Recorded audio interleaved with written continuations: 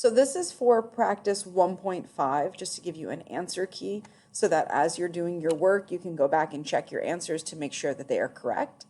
Our very first page here is just focusing on visually representing the number 3 and 33 hundredths, that this would be 3 whole numbers, then we would have 3 tenths of that number, and then we would have 3 100ths. And so that's how that number would be represented visually as a model of 3 and 33 hundredths.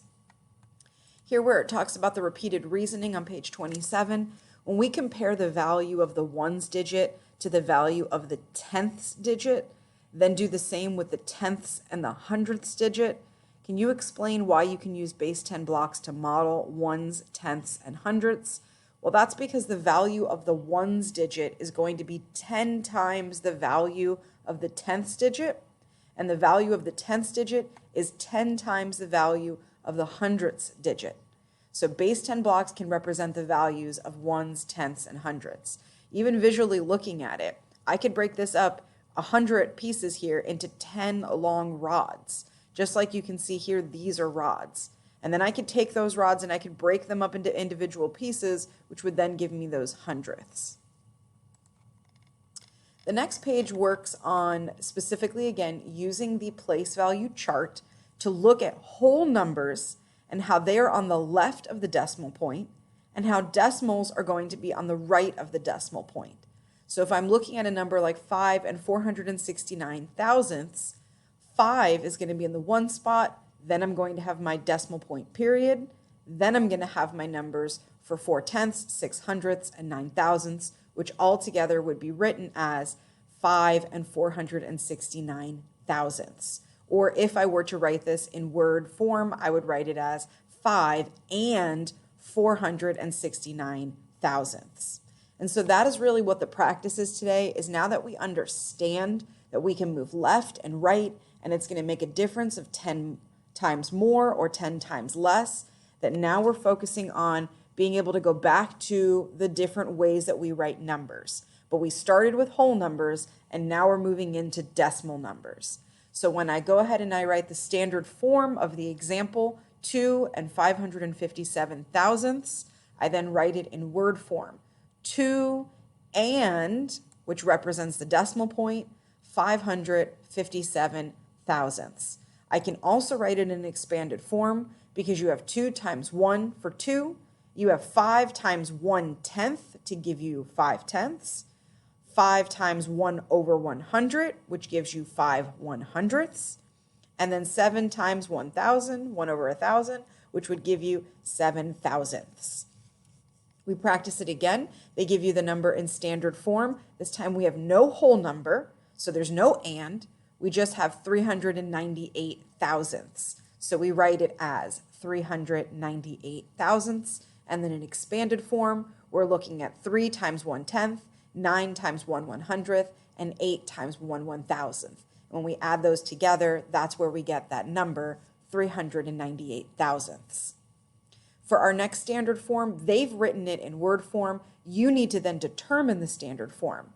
So when I see 8 and, I know it's going to be 8 as a whole number, and is going to be where the decimal is going to be, and then 46 thousandths tells me that I'm going to have a 0 in the 10th place. I'm not going to have anything here. It's just going to go as far as 4 in the hundredths and 6 in the thousandths to get 46 thousandths. When I write it in expanded form, it's going to be 8 times 1 to make a whole number. I'm not even going to write anything for the 0. I'm just going to go to the next part, plus 4 times 1 100th times, plus 6 times 1 over 1,000. And that's going to give me the expanded form for 8 and 46 thousandths. Number 3 asks us, compare the values of the 5s in the number 2 and 557 thousandths. Well, one of those 5s is in the tenths place, and the other 5 is in the hundredths place, which means that one 5 is 10 times greater than the other 5. Or you could say in the reverse, one 5 is 10 times less as one of the other 5s. Okay, then on the apply and grow, you are writing the value of what the underlying digit is. So this value is 4/10. This value of the 9 is 9/100. This value is 3 as a whole number. And this value is 7 as 1,000th.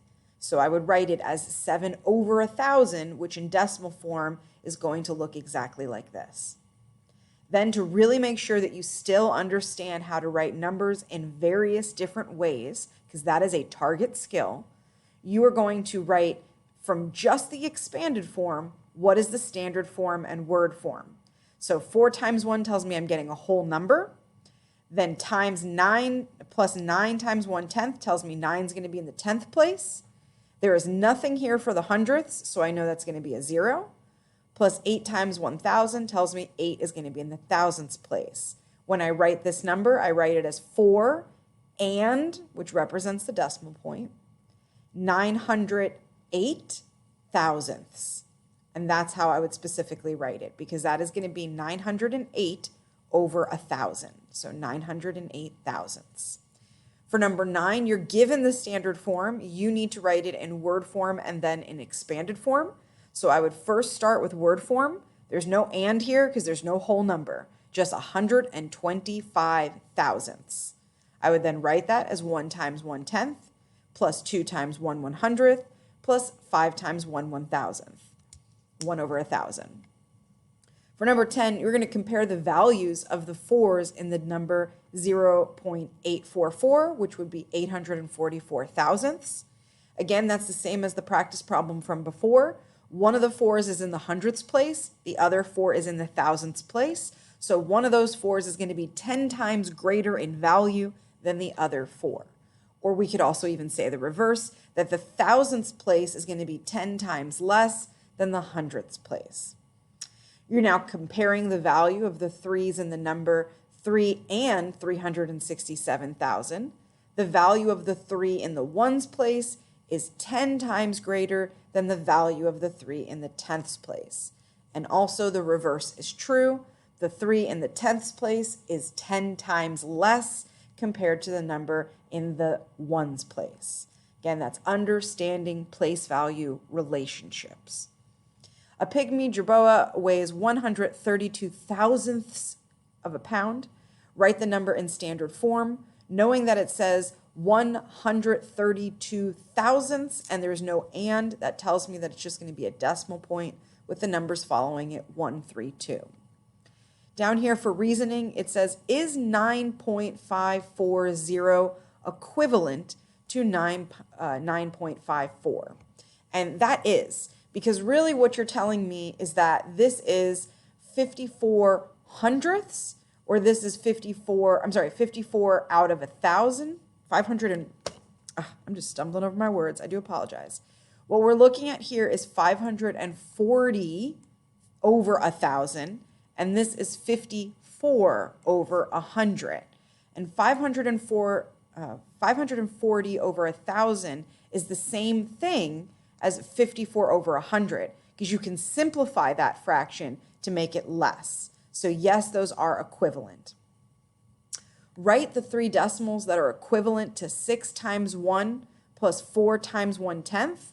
Well, I would write it as 6 and 4/10, which is the same thing as saying 6 and 40 over 100 or 6 and 400 over 1,000.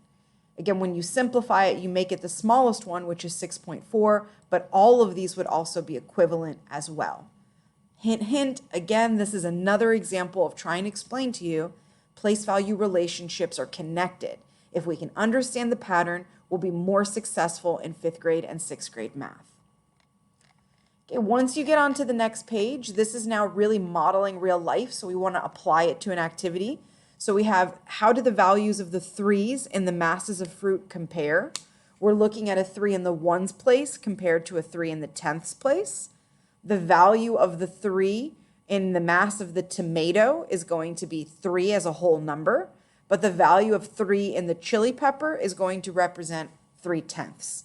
So the value of 3 in the mass of the tomato is going to be 10 times greater than the value of 3 in the mass of the chili pepper. Also, the reverse is true. The value of 3 in the mass of the chili pepper is going to be 10 times less, or 1/10 the value of 3 in the mass of the tomato. For the show and grow, you have 2 baseball players that are having batting averages. One has a batting average of 358 thousandths, while another one has 345 thousandths. How do the values of the 5s compare in the batting averages? Well, in the first average, 5 represents 5 hundredths, where in the last one, it represents 5 thousandths. So in the first one, it is 10 times greater in value. The stopwatch shows a runner's 100-meter dash time, and then they want you to write that word or write the number in word form. So I would write it as 15 and, to represent the decimal point, 76 hundredths seconds. That's how I would accurately represent that. And then finally, you exchange $1 US for Australian dollars, the US dollar for Kuwaiti dinars, and do you have 10 times as many Australian dollars as Kuwaiti dinars? Explain.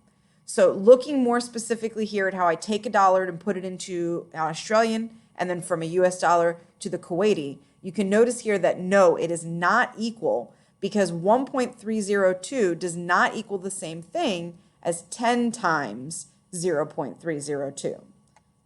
Just wanted to make sure you understood that's a digging deeper kind of question.